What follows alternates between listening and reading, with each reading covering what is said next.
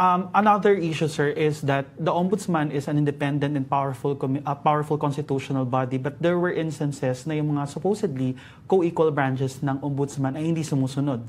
For example, in the case of Senator Joel Villanueva, he was ordered dismissed by former Ombudsman Conchita Carpio Morales, but the Senate decided not to implement the order of the former Ombudsman. Paano niyo po i-ensure na masusunod yung mga ombudsman sa mga ganong klase ng cases? Siguro, we have to go to the Supreme Court for this, for guidance. Kasi, yung kaso ni Senator Joel Villanueva, I think that he was removed from office, or there was a decision to remove him from office and to disqualify him from public service in 2015. Yes. And that was before the elections, the senatorial elections. Dapat kasi yan, yung decision na yan, pumasok sa COMELEC. Di ba? Dapat gano'n na mangyari dyan. And then yung mga, kasi bad grave offense kasi ang na-commit na isang tao. Kagaya na, halimbawa, ang tao nag-commit ng murder, na-convict siya. Yung ba, pwede pa mag-bail yan? O pwede pa ba? Hindi na dapat, di ba? Dapat kulong na yan. Ngayon, pag ganitong grave ang allegation, kahit administrative yan, dapat dyan, ang presumption mo, magbabago na. Wala na presumption of innocence pagka naka-decide ng ombudsman, di ba?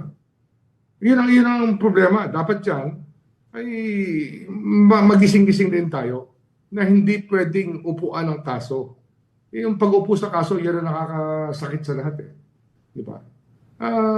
It's an elephant in the room. And the Supreme Court will have to answer that. We will have to ask them. Nag-ano lang kami, inaayos pa namin ng mga pleading na kinakailangan dyan para malinaw natin yung issue na yan. Kasi nga, pag hindi natin iginalang yan, parang hindi mo na rin iginalang yung ating saligang batas. And it sets precedent, sir, especially important ang anti-corruption powers ng ombudsman. So kailangan exactly. Yun. Parang yan constitutional edict na magkaroon ng ombudsman. Di ba? Yun nga yung balancing factor na kinreate nila sa ating constitution para maprotektahan ng taong bayan. Pagka wala na talaga, hindi ka na makapunta sa executive, hindi ka makapunta sa legislative, hindi ka makapunta sa judiciary, pupunta ka sa ombudsman. Di ba yun ang parang sinasabi na last resort yan para sa mga problema. Pero pag hindi ginalang yan, anong klaseng bansa tayo? Kasi yun na yung balancing Parang kang pivot sa lahat Ikaw yung Anyway, it's a very important role that we play. Diba? Our society will always be better if the Office of the Ombudsman functions at a very high level. Yeah. Kaya nga po tanod bayan ang tawag sa ombudsman o Tagalog. Exactly. Bantay tayo sa bayan. No? Bantay tayo sa bayan.